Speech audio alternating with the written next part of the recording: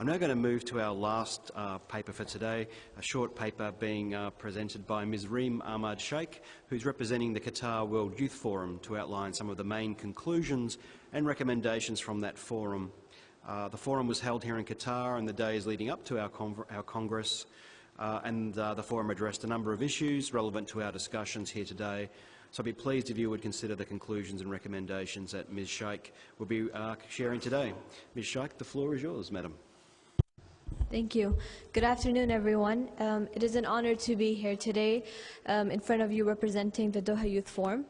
For those of you who have not heard of the Doha Youth Forum, let me briefly explain what it is.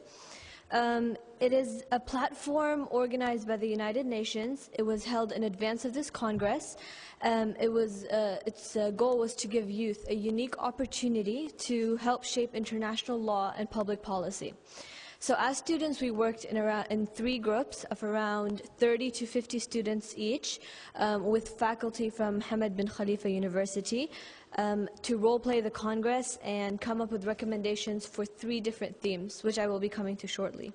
But first off, I'd like to begin with how I found out about the forum and why I applied.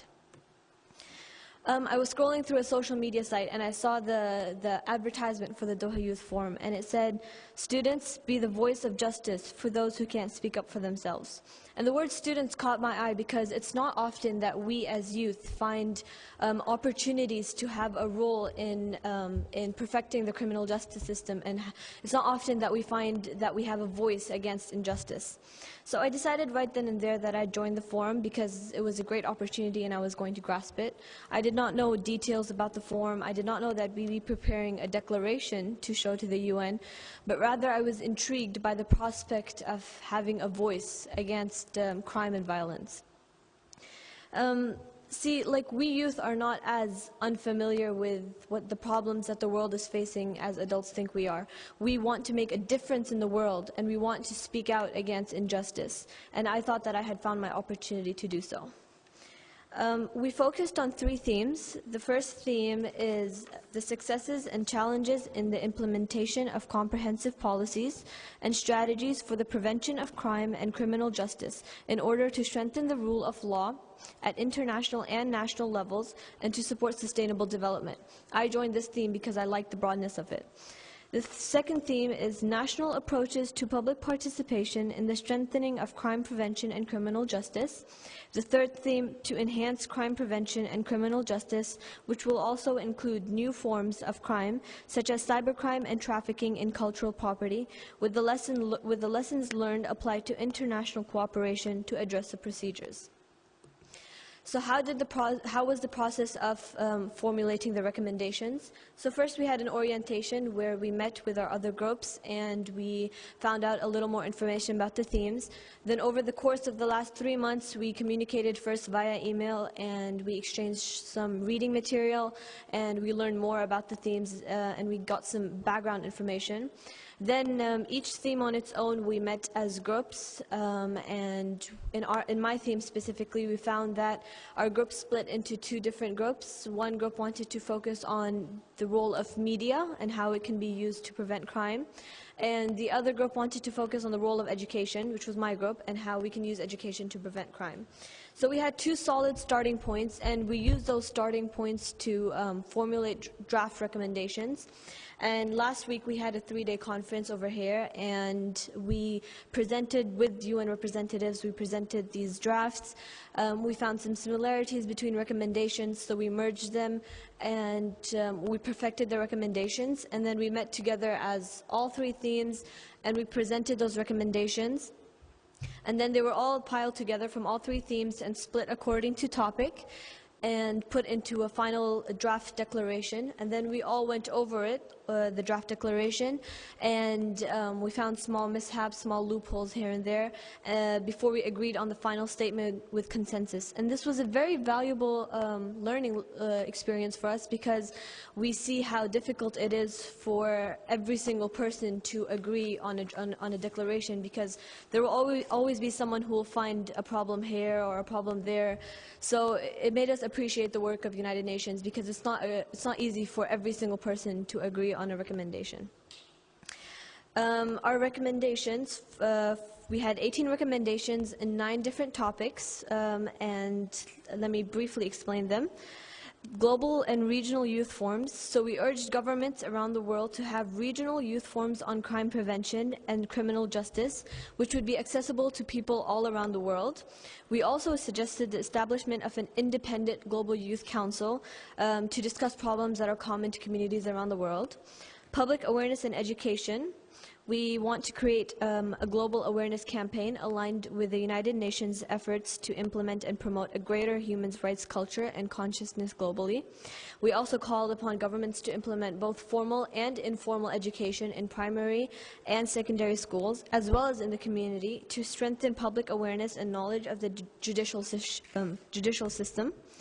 Community action and reporting crime through technology.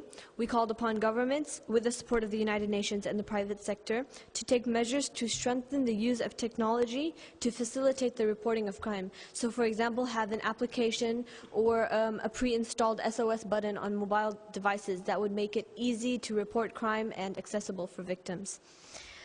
Prisons and reintegration of offenders. We urge governments, in partnership with NGOs, to prioritize rehabilitation programs inside and outside of correctional institutions so that we could improve the process of reintegration into society. Economic development and employment opportunities. We called upon private sector entities, governments, and the United Nations to join forces to promote and provide opportunities for people living in vulnerable situations and crime-prone areas, particularly young people, to be able to serve in internship or training programs with a view to long-term stable employment. Human trafficking, we urge member states, NGOs, private sector, and other active stakeholders in the field of human trafficking to adopt and promote comprehensive policies that support measures aimed at preventing human trafficking and providing assistance to victims of trafficking to prevent re-victimization. In identity theft, we encouraged governments and social networking companies and all relevant stakeholders to take all measures necessary to prevent identity theft and to punish it. Cybercrime and other emerging crimes, we address the promotion of public/private partnerships designed to address the challenges of cybercrime, and we also recommended the adoption of regulations and normative standards to give to social networking providers. And lastly, drug trafficking, we suggested the support of joint initiatives between countries on regional and international levels, focusing on drug seizures and border control. I wish I could go into more details about these recommendations and tell you guys how we tried to cover every single aspect possible, but if I did, we'd be sitting here for a few days. So I'd like to conclude by saying that youth want to have a role in developing policies, and I believe that we could have a positive impact on policies if we are allowed to help to develop them. We aspire to rely on the criminal justice system to keep us safe and to maintain order, and I feel that if we are allowed in helping to perfect the criminal justice system, the trust and the connection between us and the system would be stronger. We see the effect of crime and we see how problematic it is in the world, so we want to make a difference and be able to play a part in perfecting it. Our solutions are practical, to the point, and hopefully beneficial for every single person on earth, the ones now and the ones to come. I hope you all benefited from my speech, and I thank you all for taking the time to listen to me. And I am optimistic that this won't be the last time that the youth are able to voice out what they have to say. Thank you. Thank you, Ms. Sheikh. Great job. Great summary of the issues covered, your process, and also showed a lot of congruence between your deliberations with the forum and the Congress agenda and process. So that was our last presenter for today, and I think the presenter have done a very good job at trying to be concise and keeping to time. We now have about 35 to 40 minutes for questions and commentary from the floor. We have to allow time for the chair to make his comments, and we have to finish at 6 as well. That's very clear. So people would identify themselves in the usual way. We can start generating a list of people to speak, to comment. Thank you.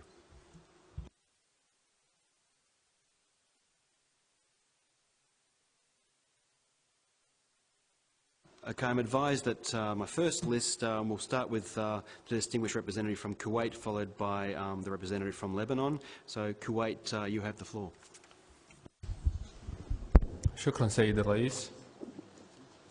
سؤال مقتضب وصغير للأخت الفاضلة ريم ممثلة الشباب أو منظمة الشباب القطري إن صح التعبير. ما هو الدور الذي يمكن أن تمارس في مجال التوعية والتثقيف في مجال مكافحة الفساد من خلال خلق جيل شبابي ممكن أن يشكل خط دفاع أول في مجال مكافحة الفساد في المجتمعات بين قوسين الخليجية صح التعبير؟ شكرا.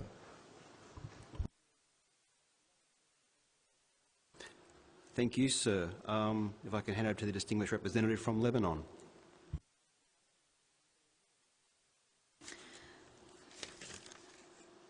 Thank you, Mr. Chair. First, my delegation has two questions, but before I would like at the outset to start by thanking all the panelists for the valuable and very informative presentation.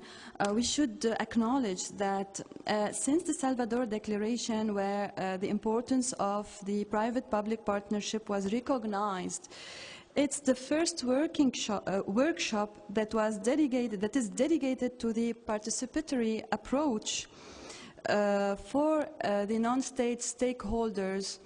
The first workshop that was dedicated for such theme, per se, because before this theme was tackled and raised as a cross-cutting issue in different workshops.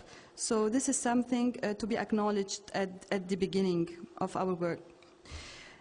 Now, if you would allow me to shed the light on our experience in Lebanon regarding the participatory approach of the non-state stakeholders.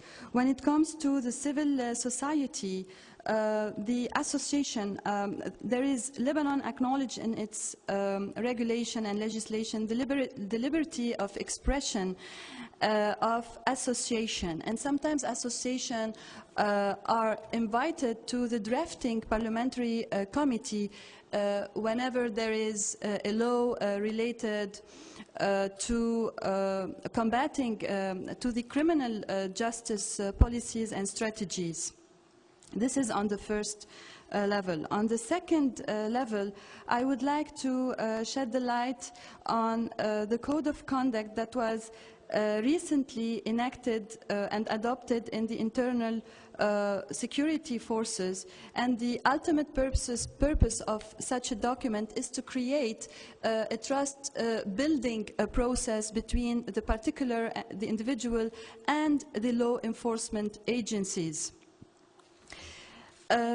My question would go to Mrs. Reem regarding the forum that she eloquently explained its purposes during her panel. The Doha Youth Forum, I would like to ask her, is it a standing institution? Because this kind of initiative is worth to be replicated in other countries. Does it have a bylaw? What's the status of such a forum? Thank you. Thank you, ma'am. On my list, I have the distinguished representative from Canada, followed by China, United States, and Saudi Arabia. If I can hand the floor to the representative from Canada, please. Thank you, Mr. Moderator, Mr. Chair. I will limit my remarks to first some lines about access to justice. I then have one question for one panelist, and finally a concluding comment. I'll try to be very brief. On access to justice, Canada supports the involvement of justice system stakeholders and other interested parties, and we're always seeking ways to make Canada's justice system more focused, serving the public.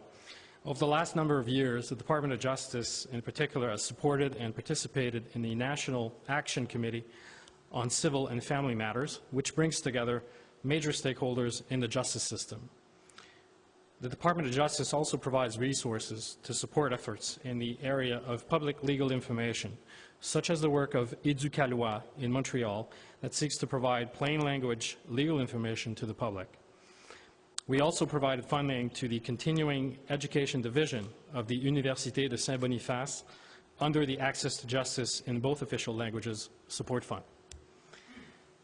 Furthermore, Canada's proposed Victim Bill of Rights, which is now before the Canadian Parliament, seeks to promote the voice of victims in the Canadian justice system by establishing statutory rights to information, protection, participation, and restitution, and ensure a complaint process is in place for breaches of these rights. And more importantly, in the process that led to the development of this important bill, consultations were held, including roundtables with victims, to make sure that their views and needs were heard in the drafting of the bill. My question would be for Mr. McGeorge, and concerns the, that's for the previous panel, concerns the pretrial mediation, in particular the two cases which he referred to. He mentioned that were successfully resolved, and I'm wondering in particular about the case where the mother, involving the mother and daughter. And my question would be whether there was any follow-up in the following months to see if actually this was a sustainable, good success in that particular case, whether there's a process involved to follow up with the families. And my final comment or statement would be to say that, as many of my colleagues, I believe, when a Congress like this concludes, it is standard practice for us to prepare a Canadian delegation report for our own purposes and as well to share with our colleagues back in the capital. And I just wanted to inform distinguished delegates that it is our intention to include the Qatar Youth Forum Declaration as one of the annexes so that it can be shared with our colleagues and so that more people can benefit from that declaration. Thank you, Mr. Chairman. Thank you, sir. I'd like to now ask the distinguished delegate from China to take the floor.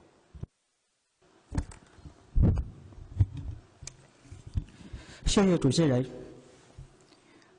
首先感谢联合国毒罪办组织这个非常重要的讲师班，感谢澳大利亚犯罪学研究所为这个讲师班做出的贡献，同时也感谢今天上午和下午的各位主讲人的精彩报告。这些报告使我们从不同的角度了解到公众参与预防犯罪和刑事司法的有效做法和成功经验。借此机会，我想简要介绍一下中国在这个方面的一个有效的做法。中方认为，公众参与预防犯罪与刑事司法的重要基础和前提，就是公众必须对预防犯罪和刑事司法的有关法律和相关知识有一定的认识和了解。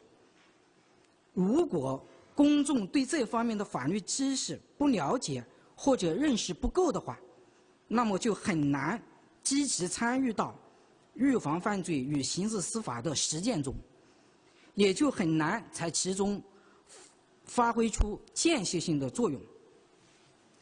因此，中国对如何提高公众的法律知识和法治观念，如何提高公众对预防犯罪和刑事司法的认识，高度重视，并采取了有效的举措。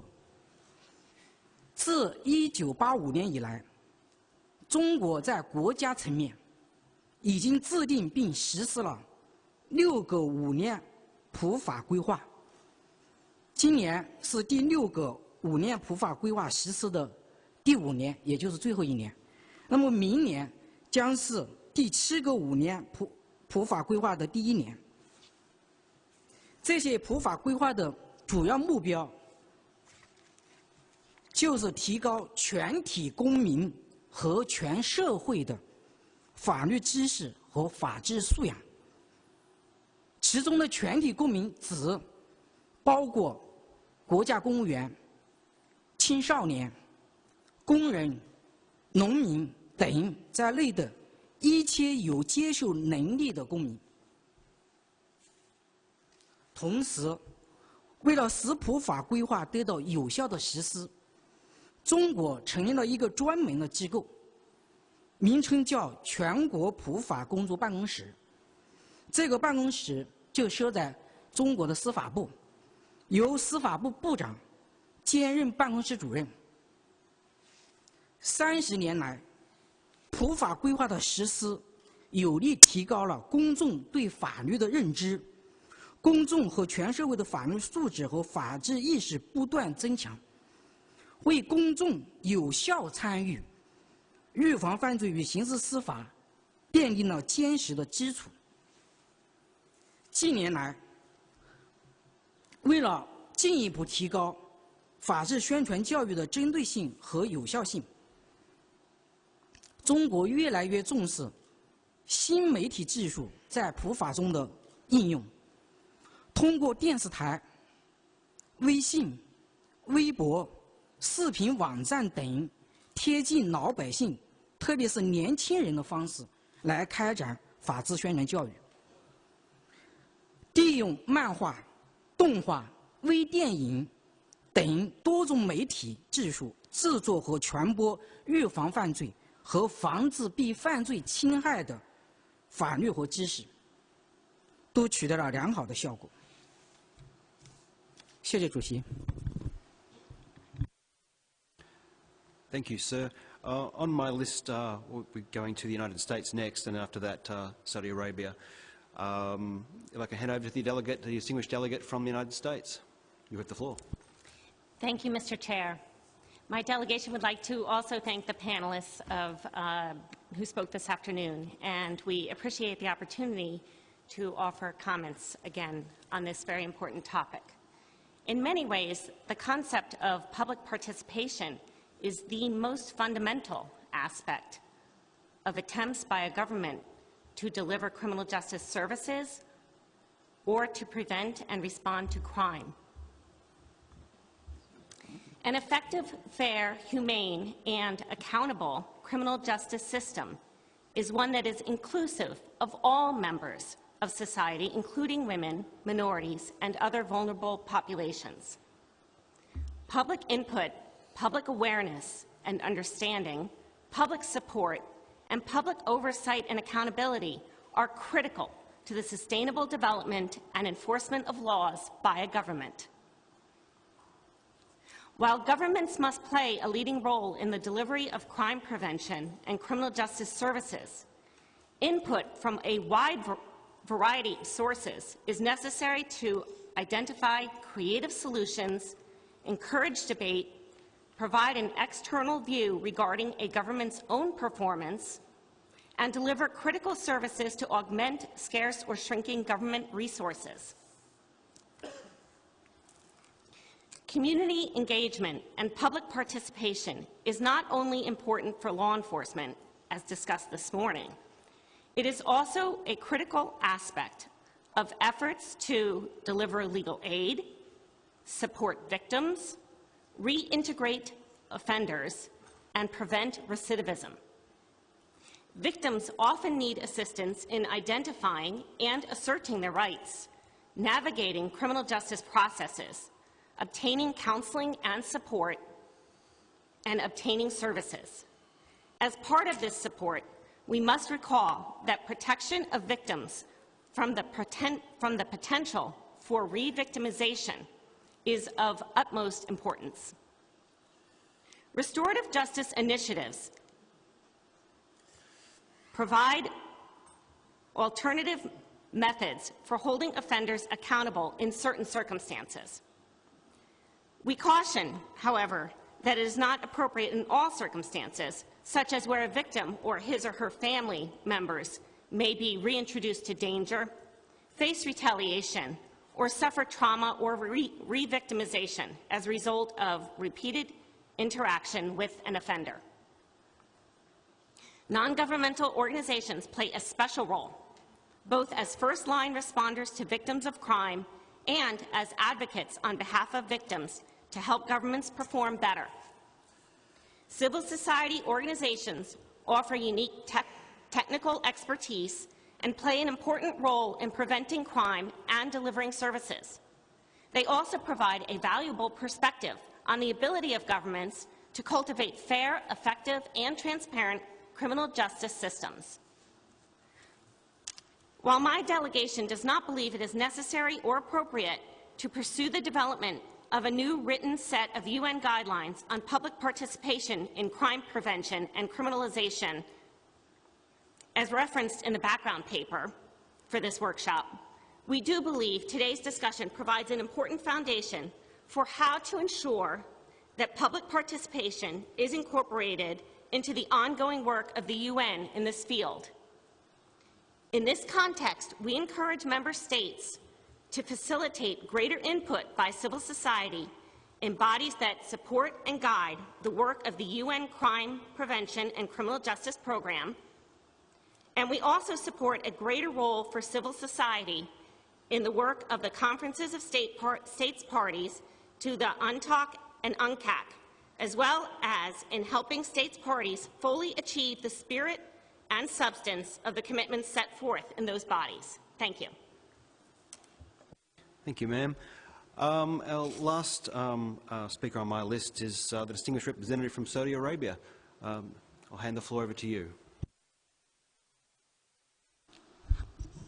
شكرا سعادة الرئيس. في البدء أود أن أتقدم للسادة والسيدات مقدمي العروض على هذه العروض الجيدة. السيد الرئيس، الزملاء الحضور،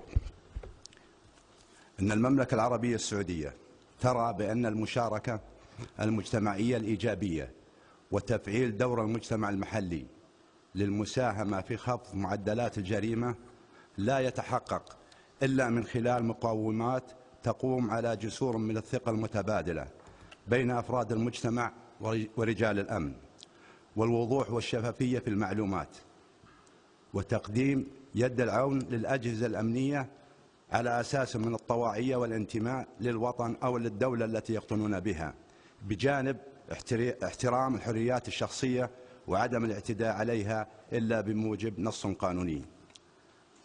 وفي هذا الصدد يرى وفد المملكة مناسبة تتضمن توصيات هذه الورشة حث الدول على إنشاء مجالس وطنية لمنع الجريمة لمساعدة الناس على الحفاظ على أنفسهم وأسرهم ومجتمعاتهم المحلية من الجريمة، وإنتاج الأدوات التي يمكن استخدامها لتعليم استراتيجيات منع الجريمة، وإشراك أفراد المجتمع المحلي في بناء تحالف لإدارة منظومة توعوية للوقاية منها. واسمح لي سعادة الرئيس لي تعليقين الحقيقة سريعين.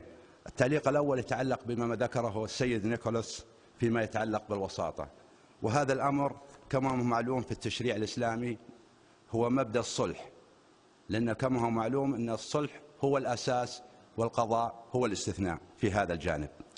وأحب أؤكد للأخت ريم شيخ بأن صوت الشباب سوف يصل إن شاء الله، وهذا الأمر وهذه المبادرة وهذا المنتدى لا شك أنه مبادرة فريدة وتحسب لدولة قطر الشقيقة في تنظيم هذا المنتدى. شكرا سعادة الرئيس.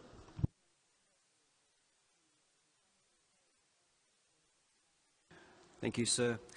We're now going to hear from the Russian Federation and then South Africa, and then if there are no further commentary from the nation states, we'll hand over to the European Union. So the distinguished representative from the Russian Federation, sir. Спасибо, господин модератор. Я очень коротко, у меня будет очень короткая ремарка в отношении высказывания уважаемого делегата Соединенных Штатов Америки про повышение роли гражданского общества в рамках Конвенции против коррупции и Конвенции по борьбе с трансграничной организованной преступностью. Наша позиция моей делегации заключается в том, что при обсуждении вопроса об участии гражданского общества в этих форматах, имеется в виду эти указанные две конвенции и их созданные в их рамках органы, нужно строго следовать мандатам конференций, соответствующих конференций, мандатам соответствующих органов, созданных в рамках этих конференций, и придерживаться межгосударственного характера этих конференций и органов. Спасибо.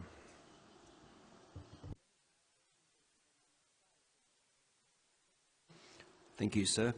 I would now call on the distinguished delegate from the Republic of South Africa. Many thanks, Mr. Chair, for providing us the opportunity to offer our own contributions to this discussion. First of all, I will also want to respond with regard to the comments made by the delegate from the United States with regard to the UNTOC the review mechanism, that this is particularly relevant in this type of discussion, and also for us to indicate that the issue of civil society participation is always understood in the context of grassroots or local NGOs. Without that, we don't support anything else. Mr. Chair, with regard to also to the comment made by the United States with regard to issues of minorities, we understand that the issue of minorities in this context will be dealt with in regard to the United Nations Declaration on Racial, Ethnic, and Linguistic Minorities, and nothing else.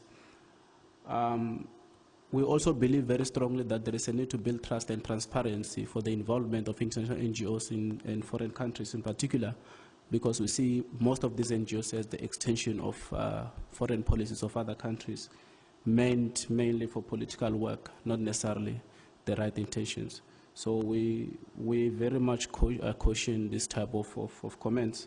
And also with regard to the issues of vulnerable groups, we understand that there's a different interpretation of who's a vulnerable group. We thank our colleague from the African the African Commission on Human and People's Rights of clarifying to us in Africa what are vulnerable groups, which this will inform our discussion going forward. Thank you very much, Mr. Chair. Thank you, sir. As there have been no other comments or requests for make comments received from the nation states, I'll hand over to the European Union. They have the floor. Thank you, Mr. Chairman.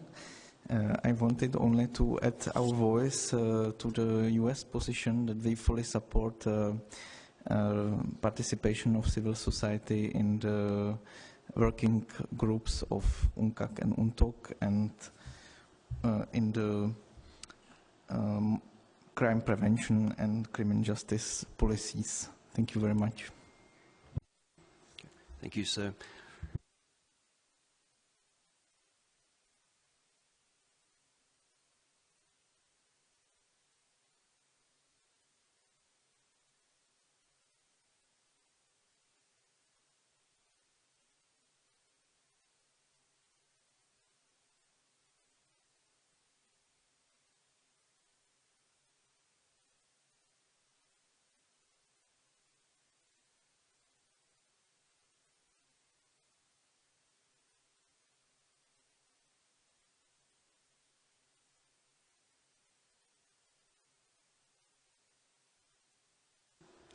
If I could ask the distinguished representative from China to have the floor. 中国支持俄罗斯代表的观点。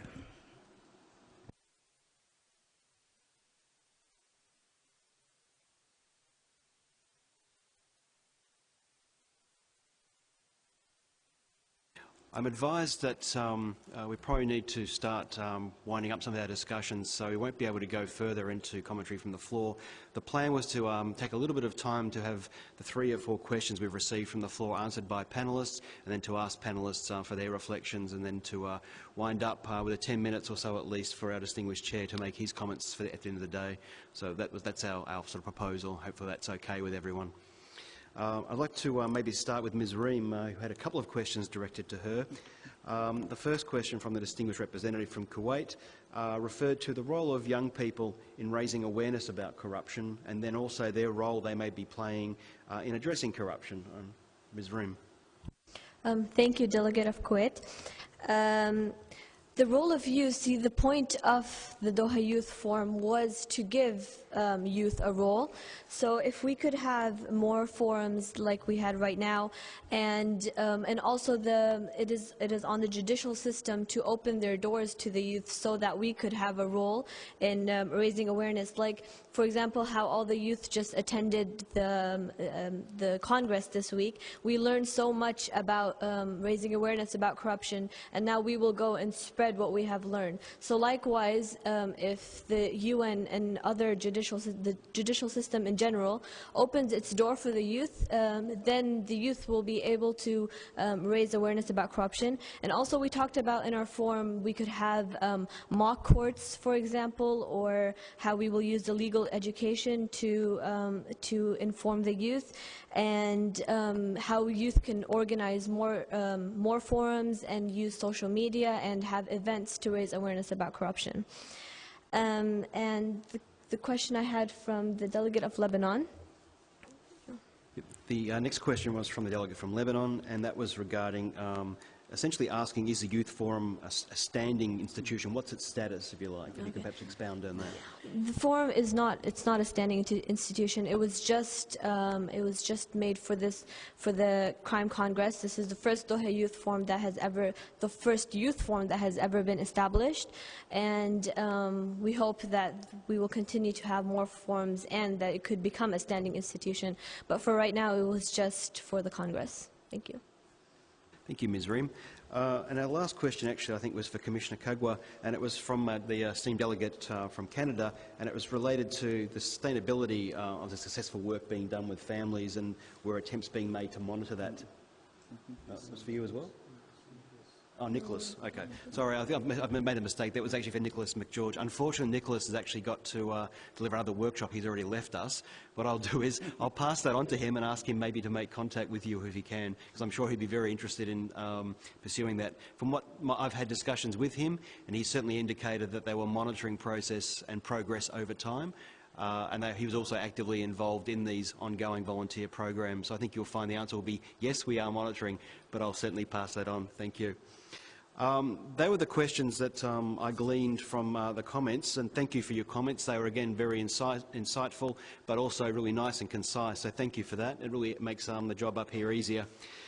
We thought we'd do now is actually go around panellists and sort of ask them for their reflections on what they've heard, and then conclude with our esteemed Chair's commentary. So I might ask Mr. Duran over to my left to perhaps to lead off with a brief comment on just 30, 60 seconds on what he thinks he's heard today, his reflections. Thank you. Muchas gracias. El Comité Permanente de América Latina para la Prevención del Delito y la ANUD ven estas iniciativas de participación pública y de la comunidad como una oportunidad en Latinoamérica para superar en gran medida ese enfoque que ya mencioné en la ponencia que hice de mano dura, ese enfoque de uso extensivo de la prisión, ese enfoque de tanta prisión preventiva. Pensamos que puede ser una oportunidad de este tipo de iniciativas para superar de una u otra manera ese tipo de visiones que son, como ya lo mencionamos, que son iniciativas que son herramientas que permiten superar esa situación de mayor hacinamiento en las cárceles, esa situación de violación de los derechos humanos. En resumen, son nuevos enfoques estos, los de la participación de la comunidad, que van a abrirnos puertas para avanzar en ese sentido. Muchas gracias. Thank you, sir. Mr. Mafaku, if you would like to make some reflections on the session. Okay. So I think public awareness is very important to make public participation more stronger. So I think to this end, it's necessary to ask each citizens to regard. So each citizen regard ensuring the safety and security of local community as his or her own problems, and to understand the basic idea of offenders rehabilitation. the whole, that purpose, the expansion is enhancement of publicity are necessary. For example, by using social media. So now, to this end, in Japan, 2014, the government formulated a declaration which names, which is don't go back to the crimes and don't let them go back to crimes. And such aim, that declaration aims is to create the society where people who have committed a crime or juvenile delinquency are not excluded, nor isolated, but naturally be accepted as a responsible member of the society.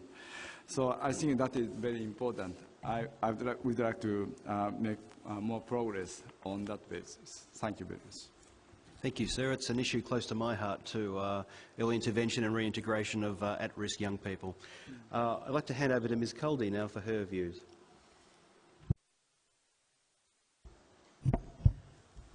Oui, nous nous réjouissons que ce workshop ait pu avoir lieu, qu'il soit spécifiquement destiné à la participation du public, et nous espérons qu'il puisse avoir encore de nouveaux échanges spécifiques sur la question, notamment sur la protection des citoyens qui participent aux initiatives de prévention et de répression en matière de justice pénale, et nous espérons pouvoir y participer. Merci à vous. Thank you. Ms. Gredler, your reflections. Thank you very much. As NGOs, we are expert, we are very efficient, we are helping where societies have gaps. Partnerships with NGOs and CSOs are essential. Thousands of projects prove it every day. Thank you, distinguished delegates, to involve us as NGOs in the whole commitment against crime. Thank you. Now, because I'm not ageist, I did actually ask Ms. Ream if she'd like to make some further comments, but she's, I think she's okay, and she's asked me to move on. So, okay, over to you. I'd just like to say that thank you for allowing us youth to have a voice in this Congress and allowing us to have a role in this Congress. And I hope that when we are raising awareness, we also include raising awareness to the youth and for the youth, and we include everyone. And thank you. Thank you, Ms. Ream. Commissioner Kagwa, your observations. Thank you very much. I think my observation that this has been a worthwhile attendance, and as far as the African Commission is concerned, you've had our effort in trying to get these people who are unfortunate as to be incarcerated, how they can be helped, because we say crime will continue, so will human rights.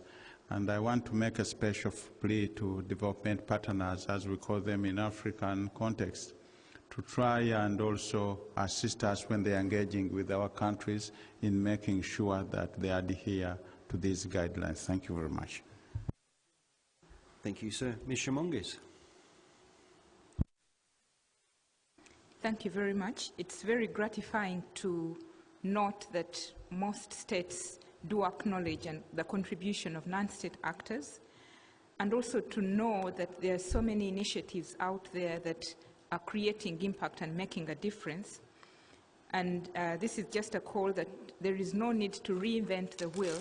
We need to learn from each other, and we need to have the states actually integrate some of these great initiatives into state service provision, because we know that the states have the capacity to reach out to the whole population as opposed to the interventions of civil society. So when civil society come up with these great interventions, I think it's incumbent on the states to actually adopt them and integrate them into state service provision. Thank you. Thank you. Mr. Tate. Thank you very much. And I think the discussions have confirmed the very important contribution that civil society can make to the development of an effective and efficient and human rights compliant criminal justice system, and also importantly to efforts around promoting crime prevention. And I think that that contribution spans a spectrum of interventions, from policy making and the guidelines and the establishment of standards, as we've heard from the African Commission, right through to implementation and assessing the impact. So I'd like to thank the UNODC for the opportunity in terms of creating this space as well. Thank you, Mr. Tate. I'm now going to hand back to the Chair so he can provide his commentary. Thank you, Chair. Well, thank you very much, Mr. Thomason, and thanks to all of the panelists for those excellent presentations and also your response to the questions that arose. I'm very happy to note that this experiment we have now had with having a chair and a moderator has functioned very well. We're actually now in advance of our schedule, so I think this is a model that we might want to return to in the future. And rest assured, I will have you out of here way before time when the threat of my turning into a pumpkin looms again. You will be out of here before 6 p.m. I will now try to simply summarize how I see the draft conclusions emerging, and this is going to be very much a work in progress. I'll have time to reflect over them overnight and indeed through the course of tomorrow morning. And what may well happen is that I will be liaising with our rapporteur, Mr. Naoki Sugano, as to what should go into the report and what would go into the chairman's conclusions. Yesterday, I have, in connection with workshop 2, I spoke of salient points. To me, salient is a new word. It's nice to enhance your word power. I think it's better if you go back to speaking of conclusions. So these will be conclusions by the chair. Now, Mr. Thomason has also been helpful as moderator to identify a number of points throughout. The points I picked up are, to a large extent, very much those that he has done. And one further caveat, yesterday I was admonished in connection with workshop 2 for having spoken of trafficking in persons and the smuggling of migrants in the same breath. And it was pointed out that in some respects, distinctions should be made. So what I will now do is I will proceed from one issue to another. There were 4 issues, basically. I will conflate them into 3. One was the role of the media, social networks, and new communications technologies. The second was public participation at the local level, basically in crime prevention. And the third was public participation and access to justice, which was dealt with on the national level in one panel and on the regional level on the other, or in the other panel. I think these could be combined together quite nicely.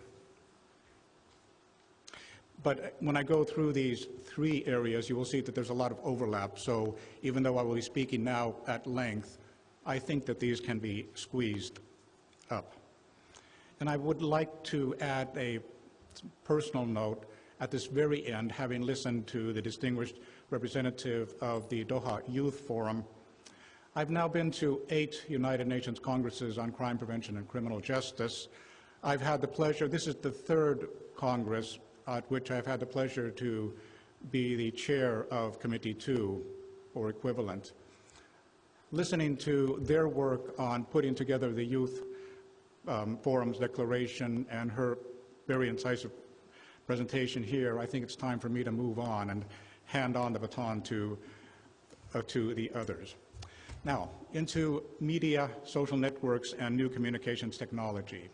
The points here that I picked up was, first of all, the obvious. This is a rapidly evolving area. This is an area in which the media, social networks, and new communications technologies are a threat. They do allow offenders to commit old crimes in new ways, and they do allow, or they do create new criminal opportunities, new forms of crime.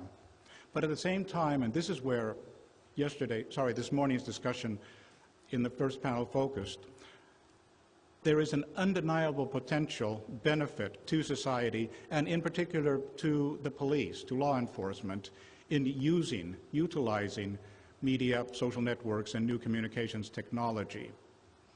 Spreading of information, the enhancement of trust, encouraging of reporting, encouraging public cooperation with the authorities, identification of community risks. Reference was made to the importance of sharing practice in ways to ensure that the police remain in close contact with the community, including with the concerns of the community. Here, there's a need for a policy-led approach. By policy, I use the word policy-led because that has lots of implications. It should be clearly multi-sectorial, provided or established on a very high level with a clear purpose in mind, outlining who has responsibility for what, from whom the resources should come from. This should be merged with the development of the appropriate regulatory and institutional framework, and there should be an appropriate balance between rights and security. Now, these are the points I picked up here. I think that a point that I found very fascinating may perhaps be more appropriately put into the report. We shall see. But there was a distinction was made between the individual level in the role of social networks, new communications technologies, of when you try to plan programs to identify who is your target audience and to identify what the specific behavior is that you are targeting. Then on the collective level, social media, social networks, new communications technology can be used to mobilize the community and to assist in public consultation for the purposes of policy formulation and the identification of structural barriers. I think those are important points. I'm not quite sure if they should go into what should be a fairly short conclusions by the chair. As for public participation at the local level, again, I think the obvious here is that public participation can widen and strengthen efforts at the prevention of crime and in the delivery of criminal justice services. Here also, there is a need for an inclusive, multi-sectorial, evidence-based, and sustainable approach. An approach, when I speak of inclusive and multi-sectorial, which would bring in the various competent agencies, the private sector, civil society, the media, and the academia, the academic world. There is a need in this area, of course in other areas also, for conceptual clarity. One of the concepts that perhaps needs to be looked at is that of community policing. I think there was a very interesting point made by one of the panelists that community policing should be understood more widely as encompassing community safety and community well-being. In this respect, the importance was stressed of, when I spoke earlier, of a top-down approach in the establishment of policy. This should be married with a bottom-up approach to bring in the concerns of the community.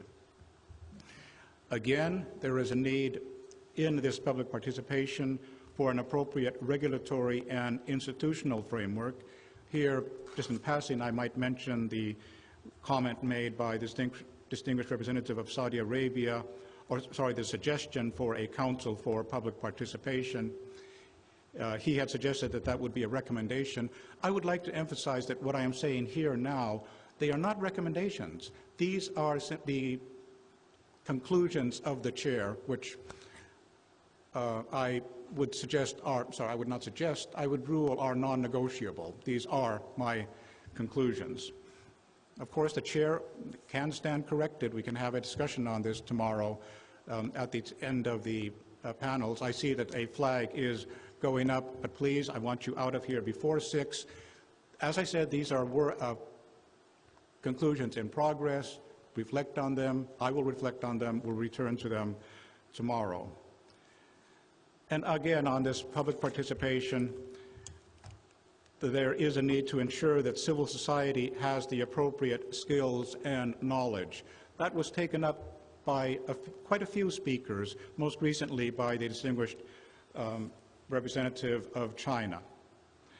As for public participation and access to justice, both on the national and the regional level, I noted that this was used in many different contexts. Public participation and access to justice is important for raising awareness, outreach, getting out to the community, and empowerment of members of the community. It is important in victim support, and it is important in restorative justice in appropriate cases, as I believe was mentioned by the distinguished representative of the United States. Going into the criminal justice process, legal aid becomes important. The importance of legal aid, in particular in arrest and detention, was noted, although I would say that it does have an importance even during the incarceration stage and in the follow-up stage. Then, in probation and in the reintegration of offenders into the community, public participation does have a role. On one hand here, we would have a bottom-up approach, mobilizing the community, identifying their concerns, getting them involved. We have the need for partnerships, but there should also be the top-down process here, because the top-down would be the need for capacity building, the need for capacity building, the need for sustainability, resources and training, which to a large extent would come from the government. Perhaps tomorrow we will hear from the private sector, but also there are other ways to receive this, but there should be some type of coordination, at least an attempt at coordination. And there is need for, once again, regulation, proper institutional framework, guidelines, and oversight. I would picked up also the point that the empowerment of the community is a process which requires a clear policy. It requires identification of vulnerabilities. I had written here in my notes that there should be a particular focus on women and on children and on, I had written down, marginalized groups. I do note the point made by the distinguished representative of South Africa questioning these terminologies. I would like to use the term marginalized groups here because it is a very general concept. The reason to use this in particular for women and children and marginalized groups is that there is an importance or the important need to build trust. Here, reference was made in passing to the importance of the human touch that is provided by civil society.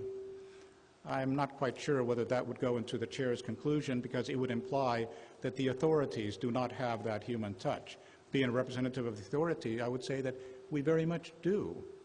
But perhaps civil society representatives could be more direct, could be able to provide a more sustained human touch, and in this way supplement the reach of the authorities. And finally, I did pick up the point of the need for integration into the work of the UNODC, and I would keep that simply on integration into the work of the UNODC. Ladies and gentlemen, as I said, this is a work in progress. These are where my thoughts lie. I will be consulting with our rapporteur, Mr. Sugano, on this. We are adjourned. We will reconvene tomorrow at 10 o'clock to get into our final two panels. Enjoy the evening.